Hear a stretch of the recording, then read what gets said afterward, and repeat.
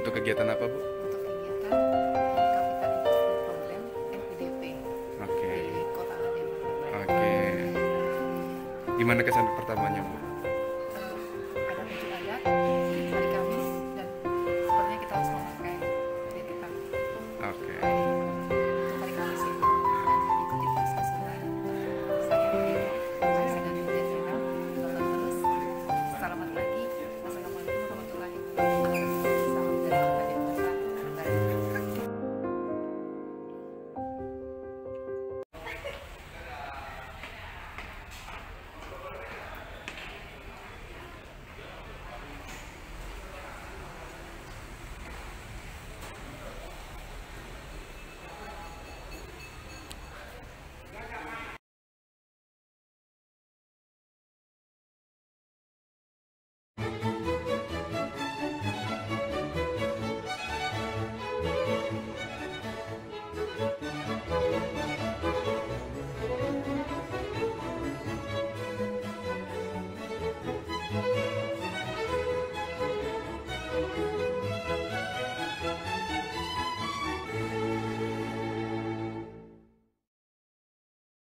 Bali. Tadi yang di atas kepala itu apa namanya, Pak? Yang kayak belangkon itu?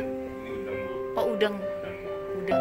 Biasanya kalau kami di sini yang laki itu ya seragam, hidungnya itu ya setiapnya. Kalau cowok kan itu kayak pakainya gitu-gitu aja, maksudnya nggak punya banyak Iya. kayak gini-gini doang. Pak, maaf nanti apa namanya yang tadi di bawah, Pak? Ulang, Pak. Saput. Ini Ini namanya saput, Saput, terus yang ini dalamnya kamben, kamben, terus di luarnya saput, Tadi ada sini sama plus udang. plus udeng. Ini syukur Pak. Pak, saya masukin dulu. Izin ya, Pak. Ini Pak Ketut Ibu Pedak. Pak Ketut Sumarta. Ibu Ibu Rai. Di samping kesukaan sebetulnya utamanya itu jadi youtuber ya. Maksudnya kerjaan sampingan. Pakai yang nggak bolong-bolong, ya, yang sopan. Berarti kalau di laki-laki mah bajunya bebas aja Pak ya? Kayak lebih pasnya warna apa gitu kalau di laki-laki? Kalau purnama biasanya putih. Oh putih. Putih. Sekarang purnama berarti ya? Sekarang nggak. Pak ini.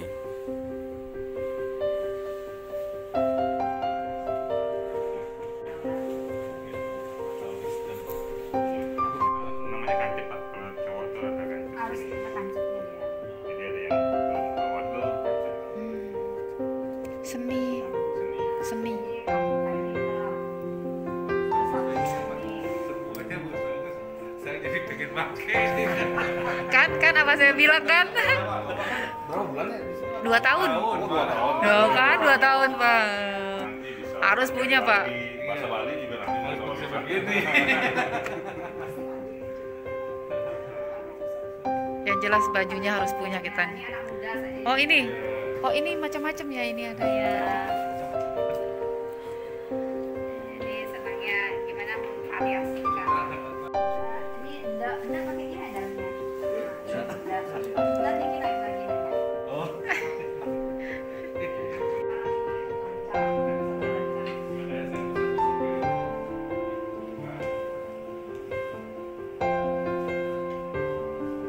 Harus kuat mental. Kadang-kadang ada yang masih buka, kadang-kadang ada yang tembus gimana. Tetap aja itu sampai kenapa ini.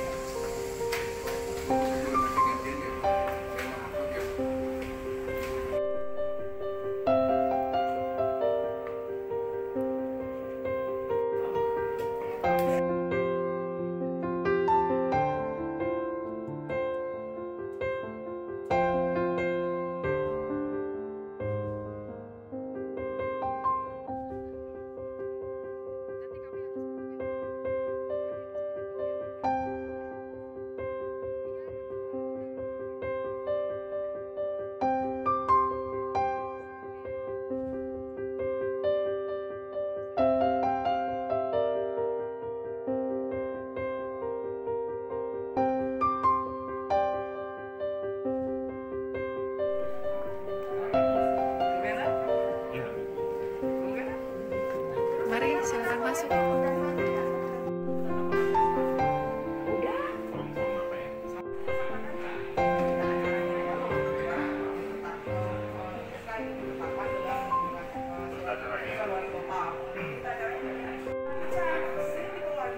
Perkotaan ini didukung oleh Kemendagri, juga didukung oleh Bappenas nih untuk komponen ini. Jadi ada subkomponen pertama yaitu pembuatan kapasitas platform koordinasi lintas kementerian dalam bidang perkotaan, itu Bappenas, dan ada subkomponen dua, dukungan penyusunan kebijakan nasional perkotaan dalam pembangunan perkotaan terpadu atau city positioning study. Ini di Ditjen Bina Pembangunan Daerah, dan harapannya nanti sekarang CIP nanti ada kegiatan CPS juga akan bergabung dalam kegiatan LPB ini dan akan juga berkoordinasi dengan Bapak Ibu juga nantinya. Tapi saat ini masih proses penyiapan lah. Tapi yang sudah berjalan adalah CIP. Nah, dan perumusan rencana strategis nasional infrastruktur perkotaan ini kegiatan yang di Bappenas dan di Kemendagri tentunya. Dan untuk ada komponen dua di LPB ini, rencana integrasi untuk pembangunan perkotaan, ini didukung oleh BPIW dan Ditjen Bina Pembangunan Daerah. Jadi BPIW juga akan segera memulai. Jadi memang CIP yang di awal dan nanti akan sering berkoordinasi tidak hanya dengan Kemendagri, juga dengan Bappenas dan Kementerian PUPR dalam hal ini BPIW. Nah, ada beberapa subkomponen khusus di Bangga. Ini ada keterkaitan subkomponen 2.1 penguatan kualitas data dan kapasitas lembaga bagi tata kelola data sistem development. Ini kalau misalnya Bapak Ibu familiar dengan penyusunan RPJMD, RKPD atau SIPD, yang city positioning study maupun sistem development di Bangga pengelolanya dari Direktorat PIPD jadinya. Nanti sekarang juga mungkin mulai tahun 2000 awal tahun 2003 sudah mulai jalan ini jadinya untuk kegiatan ini, dan nanti akan berkoordinasi dengan Bapak Ibu tim Pokja juga. Jadi Pokjanya untuk sekaligus bukan satu kegiatan saja, tapi untuk sekaligus kegiatan yang ada di sini. Jadi cukup banyak juga kegiatan ya Pak Asisten. Dan selanjutnya dukungan bencana spasial ini BPIW dan PUPR, dukungan penyusunan rencana pembangunan kawasan terpadu strategis perkotaan, ini DPR juga BPIW, dan ini yang hari ini sudah mulai berjalan, yaitu penyusunan rencana dan penganggaran investasi capital investment planning, disusun sebagai perangkat penyusunan prioritas dan sistem pemantauan. Ini di Direktorat SPD 2. Nah, kami mewakili Direktorat SPD 2 yang datang pada hari ini untuk memperkenalkan timnya dan berkoordinasi dengan Bapak Ibu Pokja dan Pasar. Nah, selanjutnya setelah komponen 2 ada komponen 3. Ini rencananya 1 tahun setelah pelaksanaan komponen CIP itu jalan, baru terlaksana komponen 3. Rencananya seperti itu, dan kemungkinan akan dimulai di awal-awal tahun 2023. Untuk komponen 3 ini pengampunya adalah BPIW dan Kementerian Dalam Negeri juga. Ini pengembangan kapasitas pengelolaan keuangan. Ini kalau misalnya Pokja ada yang pengembangan kapasitas, ini sangat terkait dengan mendukung koordinasi juga untuk pelaksanaan komponen 3 nanti. Dan terakhir pengembangan proyek, ini ada penyediaan desa layanan atau OSP. Mungkin sudah familiar Bapak Ibu yang di Bapeda yang sudah berkoordinasi sebelum ini ya dengan teman-teman OSP, dan saya dalam kesempatan ini tidak bisa ikut bergabung. Dan nanti ada kegiatan-kegiatan event organizer dan incremental operating di sini secara gambaran besaran besarnya ini gambaran besar untuk komponen. Kita lanjut. Wilayah pelaksanaan sudah kelihatannya sudah jalan, itu bisa menjadi contoh untuk yang lain juga nantinya. Jadi saya rasa ini sangat dimungkinkan. Atau misalnya kalau untuk di awal-awal mungkin satu. Ya, Pak Sekretaris silakan. Baik, terima kasih. Om Swastiastu. Assalamualaikum warahmatullahi wabarakatuh. Salam tahun kita semua.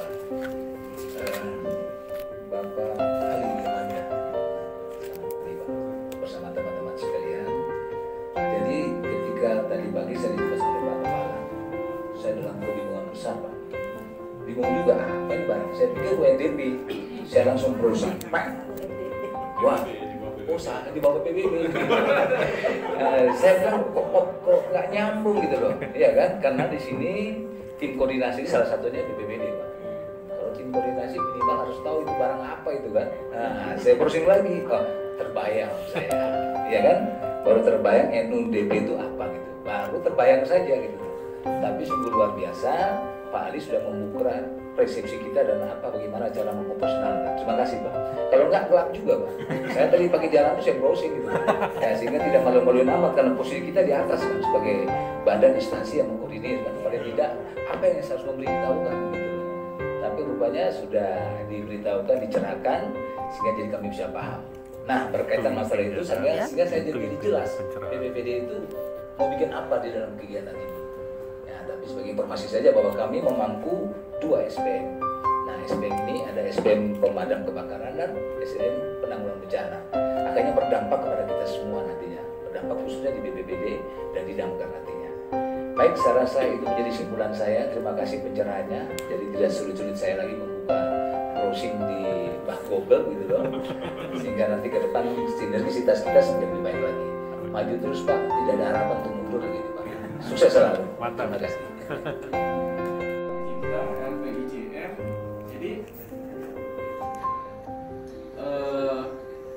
poin utama dari CIP itu memang pertama kita mencoba untuk mengintegrasikan spasial dan aspasial.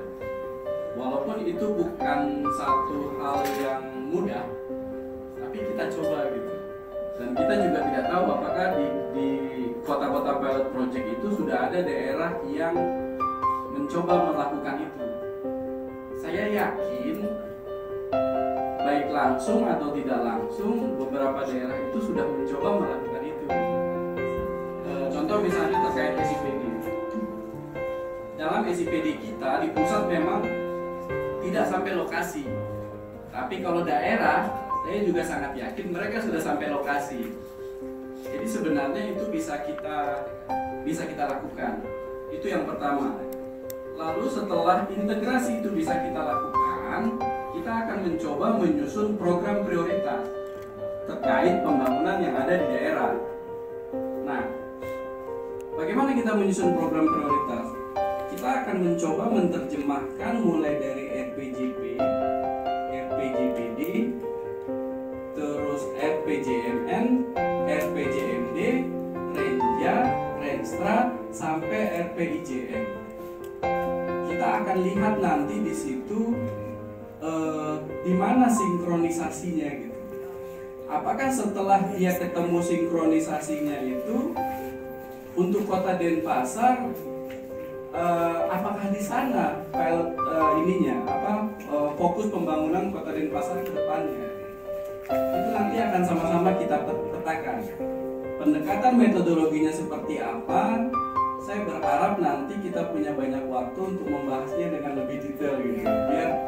Biar sekarang kita punya persepsi yang sama dulu tentang CIP. Terkait NUDP, sedikit Bapak Ibu, terkait NUDP itu National Urban Development Project itu memang ada beberapa kegiatan besar di sana. Yang sekarang proses tender dan lelangnya sedang ongoing, masih berlangsung. Contoh misalnya tadi Pak Kasubdit sampaikan ada CPS, City Positioning Studies. Sebenarnya bagi teman-teman yang sudah pernah sudah sering menyusun RPJMD, CPS itu dia akan mempengaruhi bab-bab awal dalam penyusunan RPJMD. Izin Pak Asep bisa tampilkan di depan materi integrasi. Izin Bapak Ibu ya, karena Ibu Dayuk tadi sampaikan kalau bisa pelan-pelan dan kita bisa memahami sama-sama, dan kita coba sharing sama-sama. Jadi CPS itu dia akan mempengaruhi bab-bab awal dalam penyusunan RPJMD. City Positioning Studies, dia akan membuat profil kota. Dia akan mendeteksi apakah benar selama ini Kota Denpasar mengarahkan positioning kotanya itu arah yang sebenarnya. Itulah nanti akan dipetakan itu. Jadi, oh iya, memang selama ini Denpasar sudah ke arah sana. Lalu apa yang kurang diperbaiki? Apa yang lebih ditajamkan? Ada Pak Asep? Tadi saya kirim materi. Oke, lalu kemudian di situ ada sistem development. Sebenarnya sistem development melihatnya sederhana aja. CIP ini sebuah tool decision support system untuk para pengambil keputusan di daerah. Tapi ini dia. Saya izin sampaikan ya.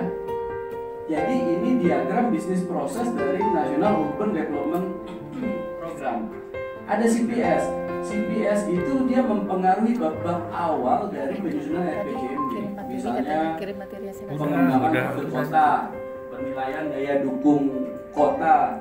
Itu nanti berpengaruhnya di bab berapa? Bab 2, bab 3, bab 4. Sebenarnya teman-teman pasti saya yakin lebih menguasai itu daripada saya sendiri gitu.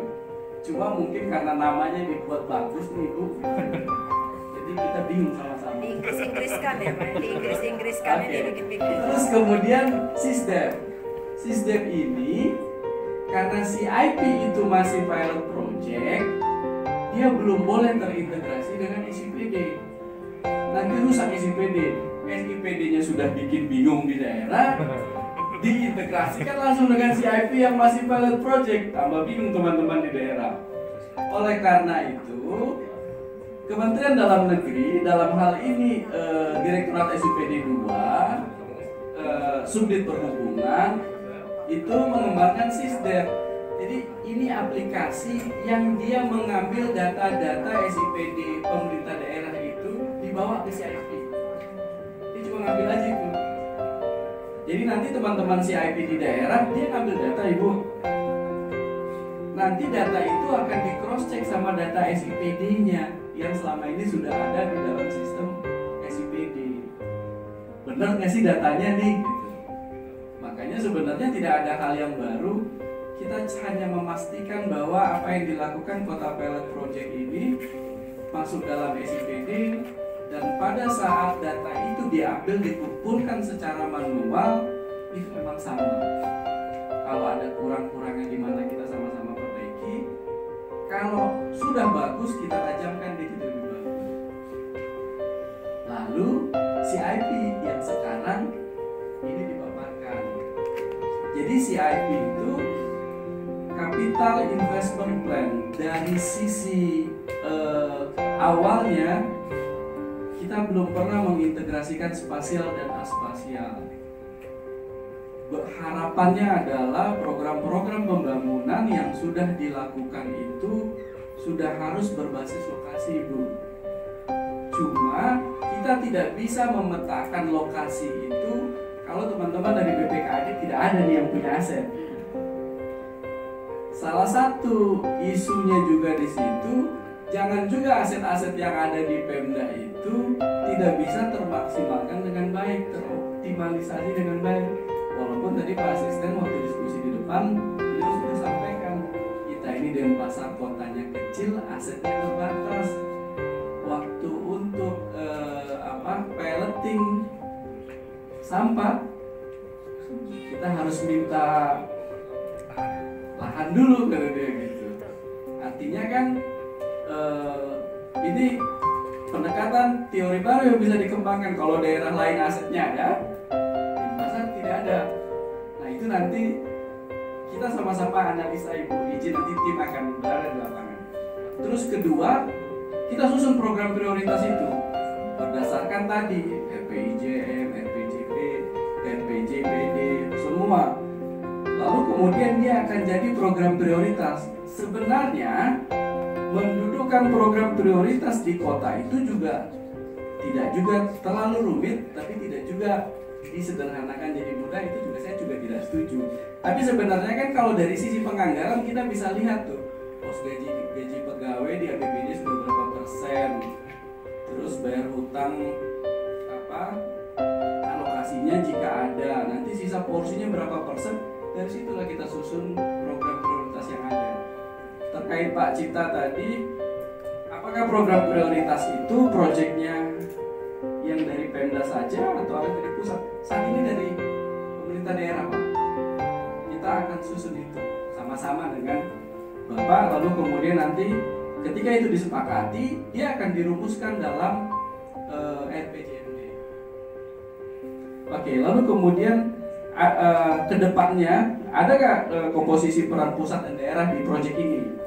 Saat ini, Pak, concernnya masih pengembangan kapasitas dan pelembagaan. Kita masih dalam tahap penguatan sisi itu. Belum pada tahap ada proyek fisiknya. Jadi belum bisa dijawab tuh, Pak. Lalu kemudian itu baik sekali tuh, Pak. Nanti saya akan coba diskusikan pertukaran antar kota pilot gitu. Kita bisa lihat masing-masing kota pilot itu keunggulannya apa, kurangnya apa, kita bisa belajar dari situ. Itu saya terima kasih, Pak, atas masukannya lah. Saya coba izin jawab Ibu Dayu. Pengembangan kapasitas terkait manajemen aset. Jadi tadi Pak Kasubdit juga sudah sampaikan bahwa dalam kita menentukan program prioritas, salah satu yang kita fokuskan itu adalah manajemen pengelolaan aset. Dia bisa seperti ini, Ibu, izin bahwa kita seringkali mudah membangun, lemah dalam memelihara. Nah, di daerah itu kita punya aset-aset daerah yang sebenarnya punya nilai, punya value. Lalu bagaimana aset-aset itu bisa dipetakan dengan baik, dijabarkan dengan baik, lalu kemudian disinergikan dengan program-program prioritas itu. Nah, pengembangan kapasitasnya akan seperti apa? Pengembangan kapasitas terkait pengelolaan aset itu tentunya akan dekat pada optimalisasi aset itu sendiri. Bagaimana kita mengoptimalisasi aset itu sendiri.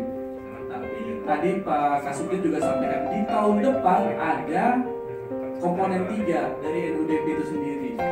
Ini memang agak sedikit susah dipahami. Kenapa? Karena saya juga memahaminya susah. Terlalu banyak kegiatannya di atas yang turunnya satu-satu ke daerah. Nah, khusus untuk komponen 3 itu dia akan berbicara tentang keuangan dan aset. Jadi itu akan sangat penting sekali perannya. Tapi karena tim koordinasinya dibentuk, maka Pokjanya dibentuk duluan. Satu lagi izin, terkait program prioritas yang akan kita susun itu ada 3 pendekatan yang akan dilakukan. Pertama, apakah program yang dibangun itu memberikan dampak ekonomi terhadap masyarakat? Apakah program yang dibangun itu mempunyai dampak sosial terhadap masyarakat? Apakah dampak program prioritas yang dibuat itu memberikan dampak lingkungan terhadap masyarakat?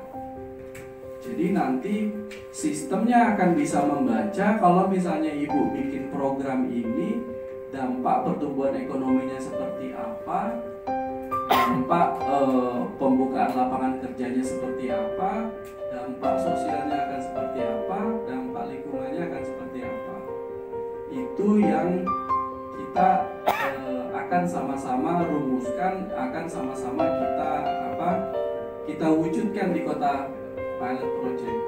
Saat ini kota pilot project, budaya tanya saya, kita ada kota Denpasar.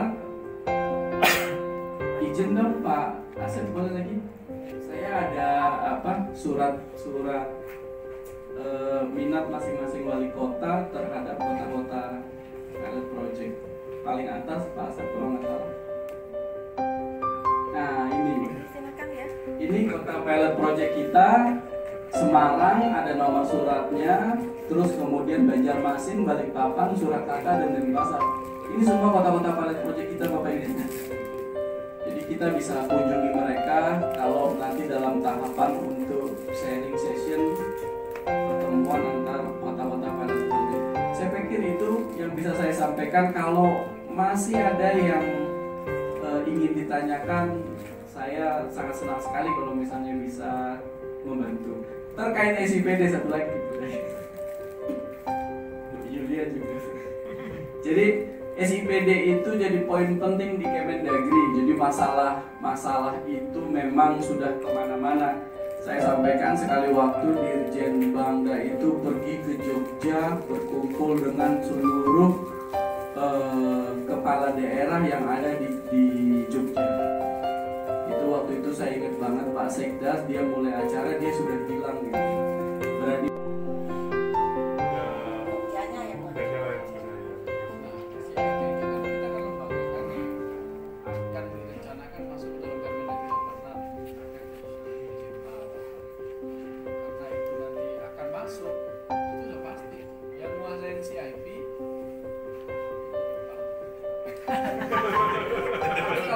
Saya tadi sepakat kalau pada satu sudah teknokratik kita sudah mulai mendiagnosa terkait dengan karena apa? Kami pengalaman kita di Bappenas dengan teknokratik pakai SDGs, ternyata tuh nggak dapat loh Pak, susah sekali loh SD karena pertanyaan dia itu aneh-aneh. Berapa misalnya gini, berapa orang yang menggunakan handphone gitu loh, masalahnya kan sampai dari berapa item-item pertanyaannya itu kita paling susah itu melihat dari SDGs.